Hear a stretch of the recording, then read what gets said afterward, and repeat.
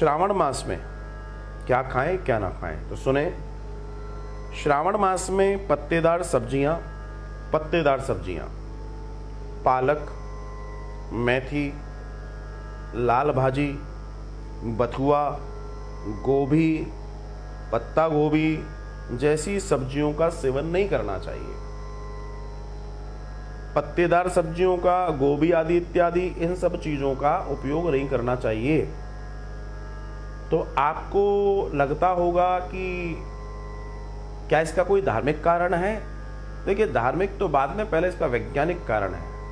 श्रावण मास में छोटे कीट बहुत जल्दी पनपते हैं और वो कीट इन पत्तों में प्रवेश करके आपके शरीर में प्रवेश करके आपके शरीर को नुकसान पहुंचा सकते हैं, इसलिए भी इन्हें नहीं खाना चाहिए। इसके अलावा तेल या मसालेदार भोजन करना और लहसुन और प्याज का सेवन करना भी अशुभ माना गया है, क्योंकि अगर आप इस तरह का सेवन करेंगे तो श्रावण का जो दर्शन है, जो आध्यात्मिक पक्ष है, चाहे वो शिव उपासना हो, चाहे वो चातुर्मास का दर्शन हो, इसमें आप अगर तेल मसाले खाएंगे तो गर्षता आएगी और इसके वजह से आपकी साधना टूटेगी। धन्यवाद। जो लोग मांसभक्षी हैं उनको भी मांस भक्षण के लिए मना कर दिया गया है श्रावण मास में। आप कहेंगे भैया मांस भक्षण करने वाले को अब क्या नियम बताना, लेकिन है, वो मांस भक्षण कर रहा है, उसका एक अलग दर्शन है। लेकिन श्रावण में मांस भक्षण ना करे, क्यों? क्योंकि इस समय बारिश का मौसम होता है और बारिश के मौसम में शरीर ठंडा रहता है और किसी भी हार्ड चीज को पचाने के लिए आपके शरीर में गर्माहट की जरूरत है। इसलिए शरीर अगर गर्माहट के साथ नहीं होगा तो ये आपको गर्मी देगा, हीट देगा, मुहासे देगा, पित्त देगा, बहुत सारी चीजें देगा, जिसकी वजह से आपके शरीर में गड़बड़ पैदा होगी। ध्यान रखिए। कई बार आप सोचेंगे मैंने तो श्रावण में खाया, मुझे कुछ नहीं हुआ। हाँ, सर्दियों में मुझे कुछ प्रॉब्लम हुई थी भैया। कई बार कोई चीज को बनने और उसके एक्शन आने, रिएक्शन होने में 2-3 महीने लग जाते हैं। कई लोग जो सर्दियों में बहुत गर्म चीजें खाते हैं, जब गर्मियां शुरू होते हैं तो उनके पूरे शरीर में छाले और फुंसियां होते हैं, क्योंकि वो गर्माहट तब निकलती है और पूरी शरीर गड़बड़ होता है। ध्यान रखिएगा। तो इस बात पर विशेष ध्यान रखें कि मांसाहार जो लोग करते हैं उनको भी भोजन में ये नहीं लेना चाहिए। इस महीने में बैगन की सब्जी, सुपारी, गुड़, मिठाई, ज़्यादा खट्टी चीज़ें और नमकीन पदार्थों का सेवन भी नहीं करना चाहिए।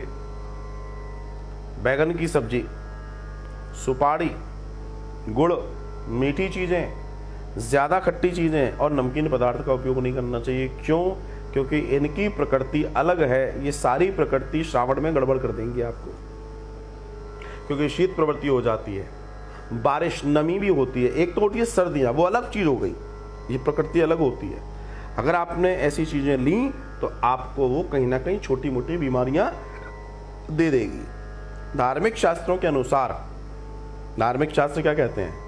धार्मिक शास्त्रों के अनुसार इस महीने में शहद और शक्कर, मूली, कच्चा दूध, कढ़ी आदि का सेवन भी नहीं करना चाहिए। कम से कम उपयोग करें। किन चीजों का? शहद का, बहुत ठंडा है, शक्कर का, मूली का। मूली में एक गुण है, बहुत सारे लोगों को नहीं मालूम, पढ़िएगा। मूली कभी भी सूर्यास्त के बाद नहीं खानी चाहिए। दर्शन आता है कि मूली अगर जब तक सूर्य है तब तक अगर आप मूली खाते हैं तो 144 तरह के फायदे देती है, और अगर आपने संध्या में मूली खा ली तो 148 तरह के उसके नुकसान बताए गए हैं। और वो नुकसान हमारे आयुर्विज्ञान में ब्रीफ किए हुए लिखे गए हैं, ये ध्यान रखिएगा। मूली का ये गुण है। तो श्रावण मास में आप मूली भी ना लें। कच्चा दूध, क्योंकि कच्चे दूध में या इन चीज़ों में वायरस बैक्टीरिया बहुत तेजी से, इसलिए आपने देखा होगा श्रावण जैसे मास में उबाल कर, जितना उबाला जाए, जितना गर्म किया जाए, उन चीज़ों का सेवन माना गया है। श्रावण मास में ठंडा भोजन करने की मनाही है। अगर आप कर रहे हैं तो उसको गर्म कर लीजिए, फिर आप कीजिए। ठंडी रोटी नहीं खानी चाहिए श्रावण मास में, आपको दिक्कत देगी, आपको अलग अलग प्रॉब्लम्स देगी। कड़ी का सेवन, क्योंकि खटाई है उसमें मठा है, उसका सेवन करना ठीक नहीं माना गया है। इसके अलावा तंबाकू, अल्कोहल, किसी भी प्रकार का नशा धार्मिक मान्यताओं के अनुसार श्रावण मास में न करें। पत्तेदार सब्जियां, पालक, साग इत्यादि ये सब आप ग्रहण नहीं करें। मैं इसलिए आपसे ये बात कह रहा हूं क्योंकि इन सब के प्रभाव के कारण आपके जो श्रावण में आप भगवान महादेव या पूजा व्रत या श्रावण पूरा व्रत रखने वाले हैं, अगर आप उसको पूरी नियमबद्ध तरीके से पालन करना चाहते हैं तो इन चीज़ों को निषेध इसलिए किया गया ताकि वो आपका कार्य अच्छे से सिद्ध हो सके, आप हेल्दी रहें, आपको किसी तरह की बीमारी ना हो, आपको कोई प्रॉब्लम ना हो और बहुत अच्छे से आप अपने धर्म कर्म को निभा पाएं और आपको उसका लाभ मिल जाए।